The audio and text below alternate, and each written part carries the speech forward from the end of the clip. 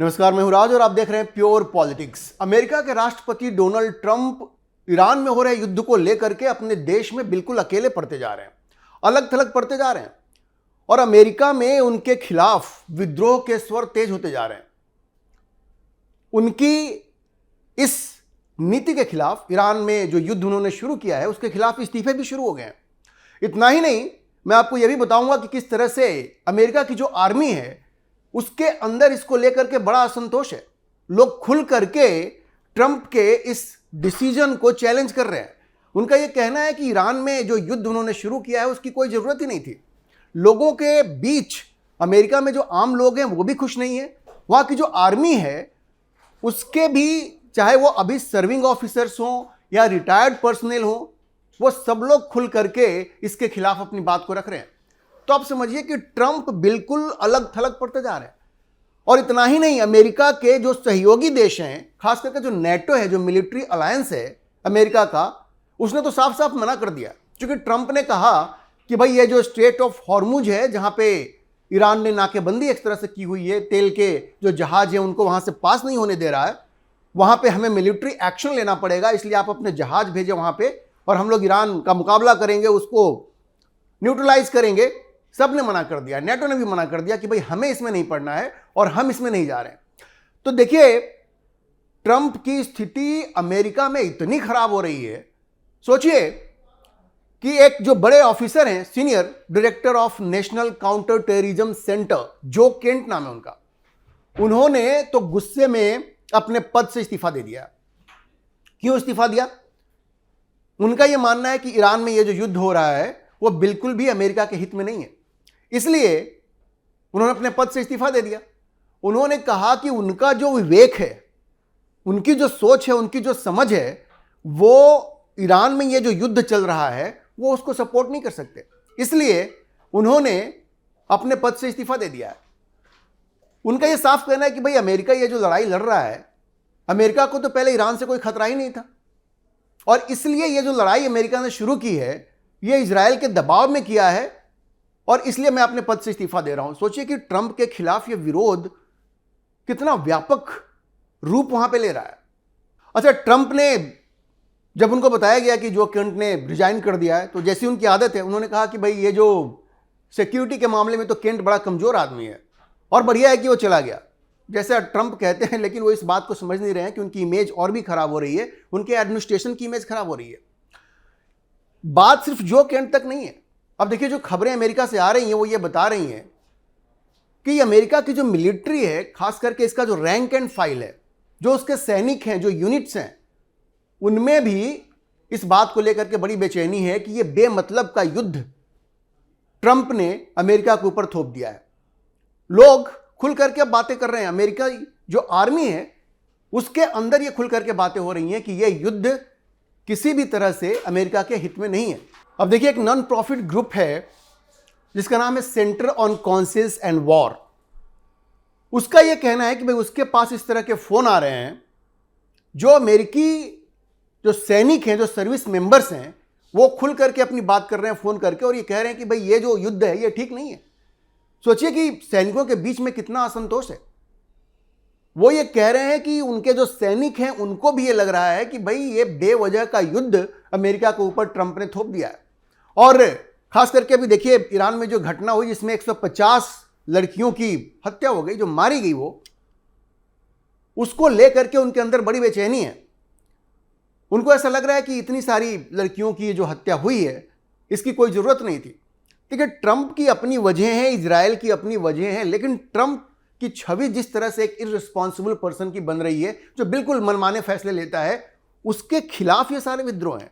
इसमें कोई शक नहीं है कि ईरान ने हमास को सपोर्ट किया। जिस हमास ने 7 अक्टूबर की घटना इजराइल में की, वहां पे बच्चों को, महिलाओं को, बूढ़ों को उनकी हत्या की, उसको माफ नहीं किया जा सकता। लेकिन जिस तरह के निर्णय ट्रंप ले रहे हैं, अपनी सेना को ही उन्होंने कॉन्फिडेंस में नहीं लिया है, तो अब उसके परिणाम आपको दिख रहे हैं। अच्छा, ये तो बात हो गई कि जो भी सर्विंग ऑफिसर्स हैं वो इसका विरोध कर रहे हैं। यहां तक कि जो वेटरन्स हैं, जो रिटायर हो चुके हैं, वो भी खुल करके ट्रंप के खिलाफ अब बोल रहे हैं। वो कह रहे हैं कि भाई ये सब कुछ ट्रंप जो कर रहे हैं ये बिल्कुल भी ठीक नहीं है। और एक बात मैं आपको बता दूं, वहां से जो खबरें आ रही हैं कि जिस बड़ी संख्या में अमेरिकी सैनिक वहां मारे जा रहे हैं, जो कैजुअलिटी हो रही हैं, जो बॉडी बैग्स अमेरिका में जा रहे हैं, वो जो संख्या बताई जा रही है उससे कहीं ज्यादा है। इसलिए वहां जो सैनिक मारे जा रहे हैं, उनके जो परिवार हैं, वो भी इस युद्ध की आलोचना कर रहे हैं। देखिए, उनका यह भी कहना है कि ट्रंप की नीति स्पष्ट नहीं है। भाई, अगर आप रिजीम चेंज करवाना चाहते हैं, अगर सत्ता परिवर्तित आप कराना चाहते हैं, सत्ता परिवर्तन कराना चाहते हैं आप अगर, तो फिर आपको अपने फोर्सेस को ग्राउंड पे भेजना पड़ेगा, जमीन पे भेजना पड़ेगा। उसके लिए ट्रंप तैयार नहीं है, क्योंकि उन्हें मालूम है कि अगर ऐसा होगा तो कैजुअलिटी और भी बढ़ेगी, सुसाइड मिशन होगा ये। सब लोग बिल्कुल परेशान है कि भाई ट्रंप आखिर चाहते क्या है। अपने सैनिक को आप भेजेंगे नहीं और आप बस इस तरह की बात करते रहते हैं। पेंटागन भी जो है, जो एक तरह से डिफेंस मिनिस्ट्री है वहां की, वो भी व्यक्तिगत रूप से लोगों को ये कहती है कि भाई ये जो कुछ हो रहा है उस पर हम बहुत कुछ ज़्यादा नहीं कह सकते, लेकिन अब पॉलिटिकल लीडरशिप है, उसने डिसीजन लिया है, हमें मानना है। अब देखिए, जो कुछ फॉर्मर जो यूएस ऑफिसर्स हैं, जिनमें कि ब्रिगेडियर जनरल स्टीवन एंडरसन है, उन्होंने कहा कि भाई तो कंप्लीटली मिसमैनेज्ड है, ट्रंप को ही दोष दिया। लेफ्टिनेंट जनरल मार्क हार्टलिंग है, जो रिटायर्ड है, उन्होंने भी ट्रंप को लताड़ा है।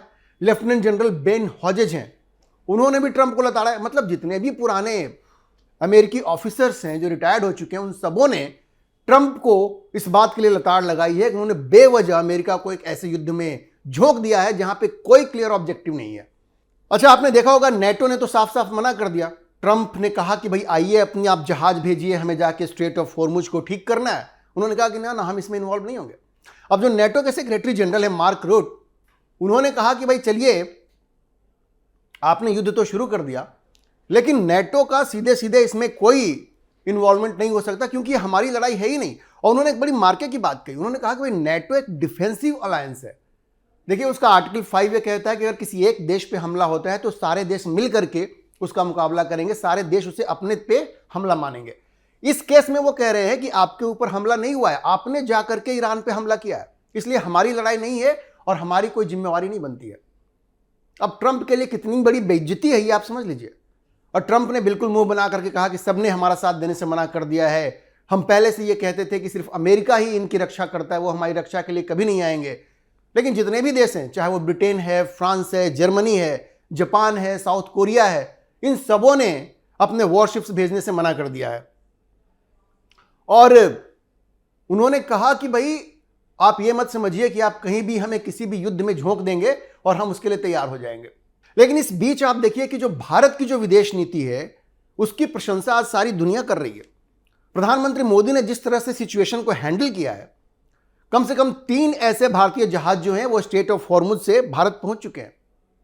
ये जो बातें हो रही थी ना कि चूंकि भारत ने ईरान के जो खमेनी थे, जो खमेनाई थे, जिनको जो अमेरिका ने बमबारी करके मार दिया, उनके लिए कोई कंडोलेंस का मैसेज नहीं दिया, तो उसका खामियाजा भारत को भुगतना पड़ेगा। लेकिन भारत ने अपनी डिप्लोमेसी को इस तरह से प्ले आउट किया है कि ईरान ने भारत के जहाजों को वहां से जाने की अनुमति दे दी और 3 जहाज आ चुके हैं। ये कांग्रेस और राहुल गांधी जो मजाक उड़ा रहे थे कि अब आप क्या करेंगे, ईरान से आपने रिश्ते बिगाड़ लिए, उनके लिए बहुत बड़ा सबक है। ये 3 वेसल्स तो आ चुके हैं और भी सारे आने वाले हैं। और देखिए, ईरान के जो एम्बेसडर हैं भारत में, मोहम्मद फताली, उन्होंने पब्लिकली ये कंफर्म किया है कि हाँ भाई, तेहरान ने कह दिया है कि वो भारत के जहाज को, कुछ जहाज को वो अलाउ करेगा, मतलब केस बाय केस बेसिस पे वो अलाउ करेगा, कोई ब्लैंकेट नहीं है, जैसा कि जयशंकर ने भी कहा था। लेकिन दोनों देशों के बीच में बातचीत हो रही है। और अब आप ये भी मत भूलिए कि प्रधानमंत्री मोदी ने सीधे ईरान के राष्ट्रपति से, पेजकियान से बात की थी, जयशंकर ने सीधे वहां के विदेश मंत्री से बात की, और ये बातचीत लगातार चल रही है और उसका परिणाम वो आपको देखने को मिल रहा है। इसके अलावा भारत ने देखिए किस तरह से अपनी डिप्लोमेसी को प्ले आउट किया है। भारत ने इजरायल का समर्थन किया है। ईरान ने जो हमले किए यूएई पे, सऊदी अरब पे, कतर पे, सबकी आलोचना भी की है। लेकिन ईरान में ये जो हमले किए हैं अमेरिका ने और इजरायल ने, उसके बाद भारत ने मेडिकल सहायता भी भेजी है। ये जो soft diplomacy, soft power India ने जो वहां पे दिखाया है, और उसकी प्रशंसा ईरान ने भी किया है। ईरान ने कहा है कि जो मेडिकल शिपमेंट भारत ने भेजा है, हम उसकी प्रशंसा करते हैं। और आज की तारीख में ईरान में प्रधानमंत्री मोदी की जबरदस्त प्रशंसा हो रही है। कि कोई तो एक देश है जिसने कि ये मेडिकल शिपमेंट वहां पे भेजा, वहां के लोगों के दुख दर्द को समझा। अच्छा देखिए, जैसा मैंने आपको पहले भी बताया है कि बहुत सारे अमेरिकी और इंटरनेशनल एक्सपर्ट्स हैं जो ये मानते हैं कि प्रधानमंत्री मोदी ही वो शख्स हैं जो इस युद्ध को रुकवा सकते हैं।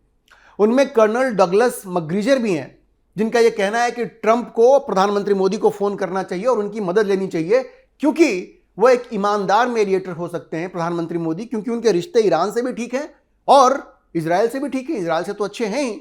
तो सारी दुनिया में ये मांग उठ रही है। उनके अलावा जो हुसैन हसन मिर्जा हैं, जो यूएई के फॉर्मर ऑनवॉय हैं, भारत में एम्बेसडर रहे हैं, उनका भी ये मानना है, उनका भी ये कहना है कि प्रधानमंत्री मोदी का जो एक फोन कॉल है नेतन्याहू को और ईरानियन नेताओं को, वो इस युद्ध को रुकवा सकता है। मतलब सारी दुनिया में ये बात उठ रही है कि भारत ने जिस तरह से एक इंडिपेंडेंट फॉरेन पॉलिसी अपनी चलाई है, उसके दम पे वो इस युद्ध को रुकवा सकता है। और अलेक्जेंडर स्टब जो फिनलैंड के राष्ट्रपति हैं, वो तो कब से ये कह रहे हैं कि भारत ही इस युद्ध को रुकवा सकता है।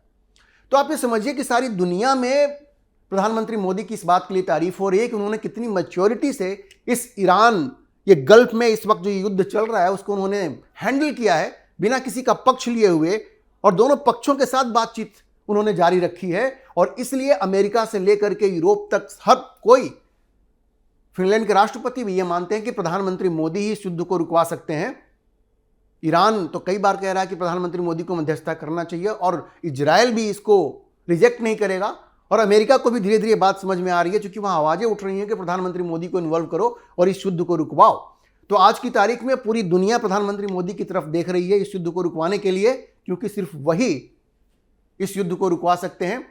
आने वाले कुछ दिनों में आप देखेंगे कि प्रधानमंत्री मोदी निश्चित रूप से इस दिशा में कोई कदम उठाएंगे और ये युद्ध समाप्त होगा और उस क्षेत्र में शांति आएगी। लेकिन हाँ, अमेरिका को अपना ये जो एक मनमाना जो डिसीजन ले रहा है ना, ये प्रवृत्ति उसको छोड़नी पड़ेगी। हालांकि इस बात की संभावना कमी है कि डोनाल्ड ट्रंप के रहते हुए ये हो पाएगा। तो जब तक डोनाल्ड ट्रंप है, दुनिया को ये भुगतना पड़ेगा। लेकिन इस युद्ध को खत्म कराने में प्रधानमंत्री मोदी बड़ी भूमिका निभा सकते हैं। ये अमेरिका के लोग भी मान रहे हैं और अब यूरोप के लोग भी मान रहे हैं, फिनलैंड के राष्ट्रपति भी इस बात को मानते हैं। अभी के लिए इतना ही। हम इस खबर पर नजर बनाए रखेंगे और आपको अपडेट करते रहेंगे। इस विषय पर आप क्या सोचते हैं, अपनी राय कमेंट बॉक्स में जरूर लिखें। और अगर आपको वीडियो पसंद आया हो तो आप इसे लाइक करें, शेयर करें और हमारे चैनल को सब्सक्राइब जरूर करें।